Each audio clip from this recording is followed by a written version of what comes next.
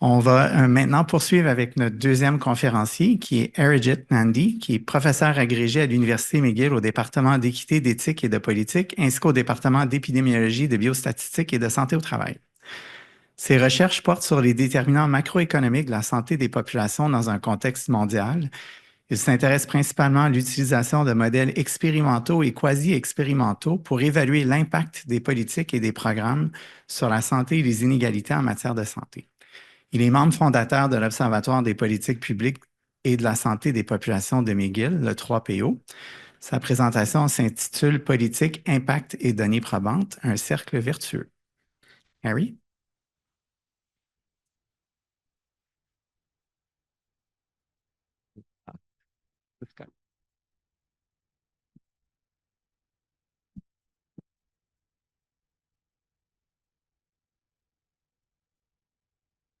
Bonjour à tous.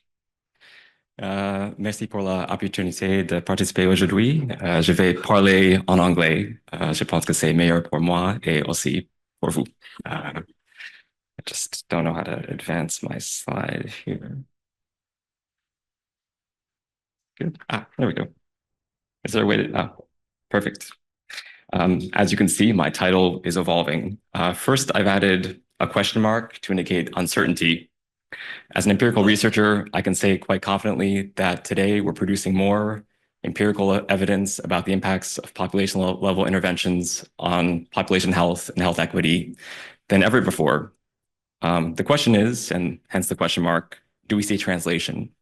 Is this evidence influencing policy action in ways that promote public health and reduce inequalities? As I'll expand upon today, we've made great progress. This is the hopeful part, but I'll also issue a challenge. I think there's some significant challenges that we must overcome if we're to achieve a more virtuous cycle between evidence and policy.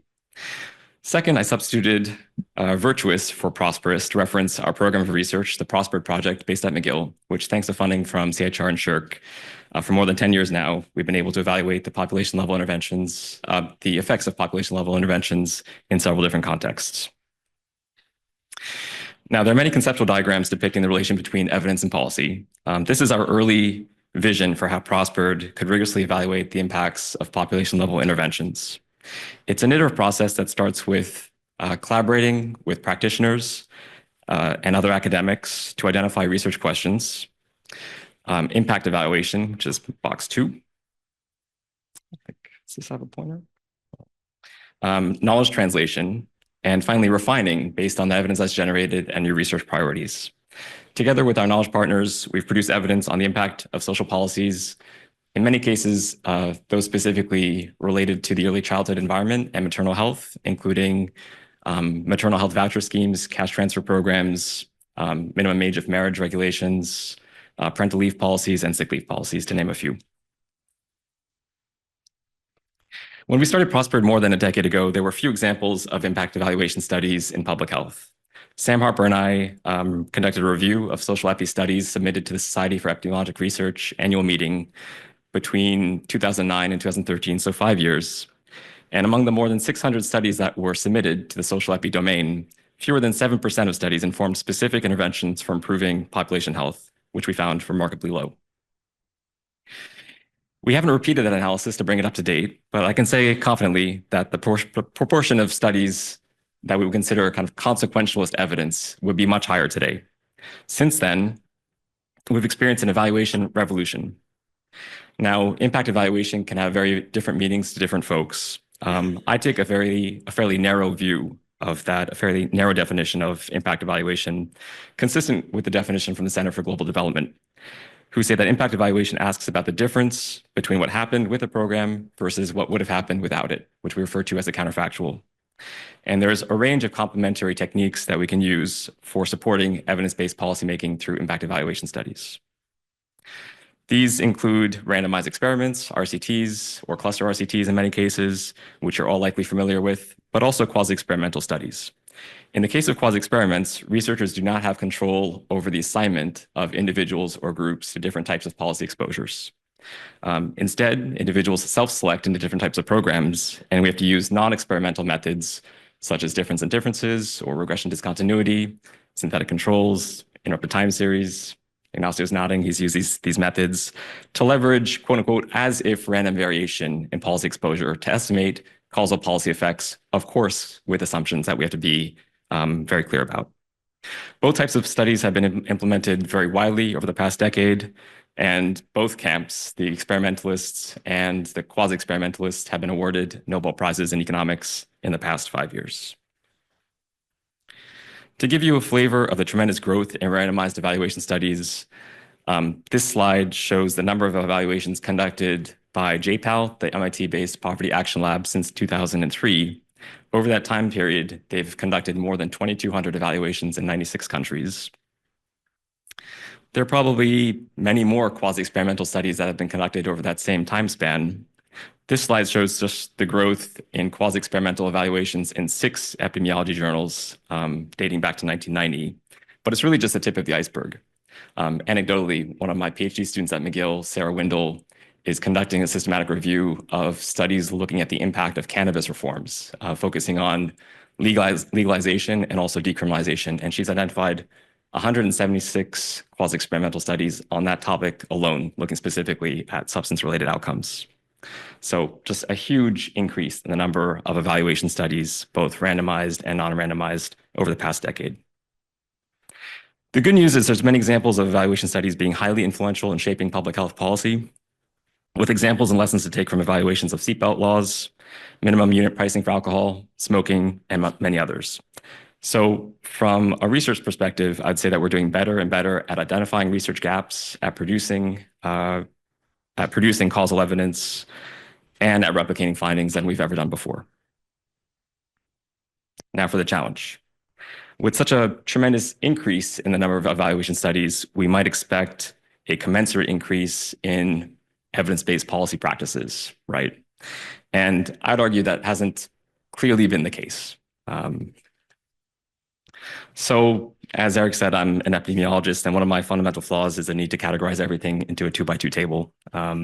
So here's showing the relation between the quality of the scientific evidence on the x-axis and the degree of policy action on the y-axis. So very simple.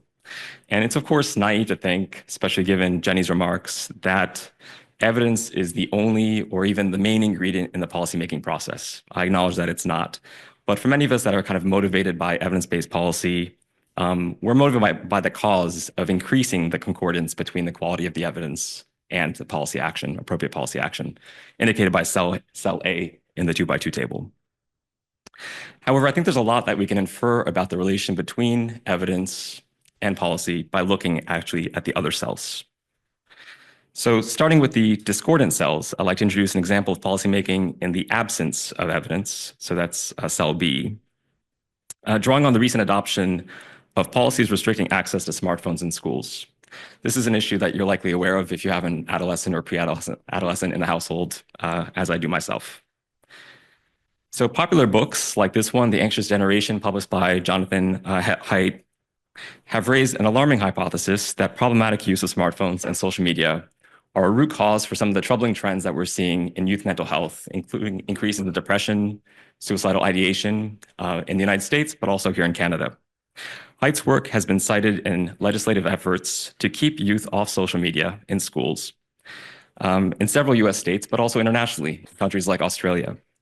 In 2024, most provinces in Canada enacted some degree of restrictions in schools on access to smartphones. While this may be an effective policy response, there's also plenty of examples of well-intended policies having perverse effects.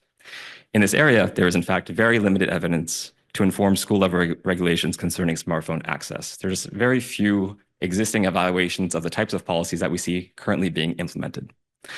Aside from the limited evidence, critics of these policies have pointed out that phones are a major source of social interaction and information for youth, that phone bans may be impractical or impossible to enforce, and that restrictions may be beneficial for some youth, but harmful for others. Again, getting to that question about distributional effects that Jenny mentioned. Quebec was one of the provinces that implemented restrictions on smartphones in the classroom in 2024, and since then struck a commission to follow up on this issue and provide further recommendations.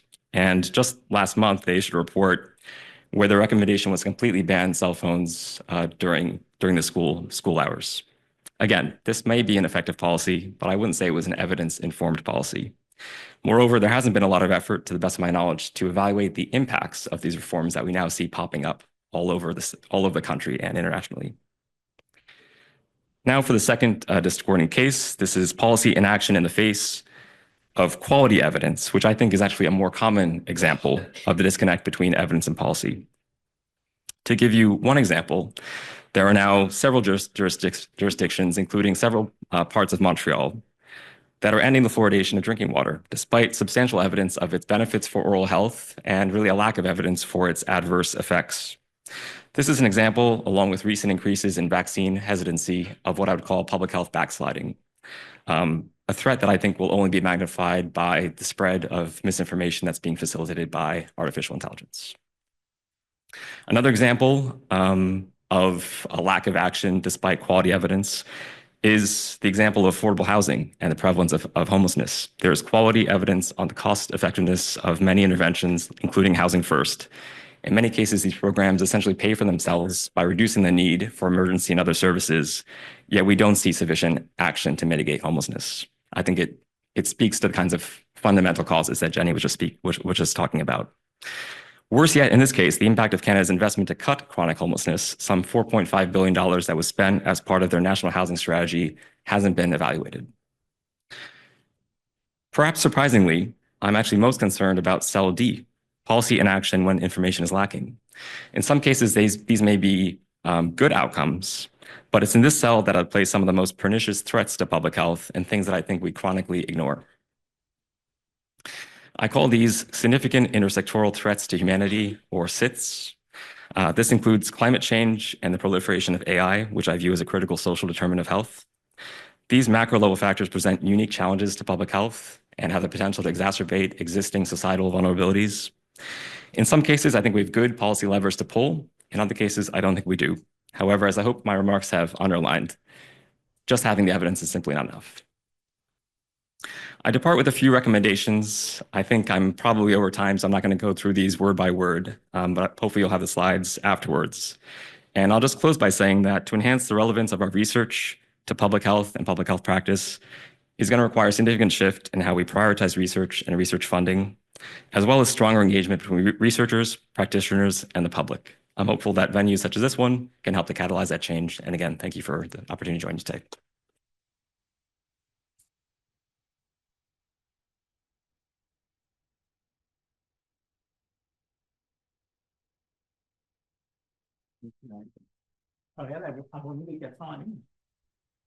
On n'en a pas. Je vous demande à nouveau si vous avez peut-être une question, parce qu'effectivement, on va glisser un peu sur notre horaire pour Harry, ou une remarque ou un commentaire que quelqu'un aimerait faire. If there are none, maybe I'd just like to ask you one quick question. We talked about this earlier this week, but in your view, how limited are we currently with respect to the data that we need to evaluate and to assess policy? And is that something that is a hindrance? Yes. It's probably easier if you're Thanks for the question, Eric. Yes, I think it is an issue. I think actually the smartphone example I provided is a good one.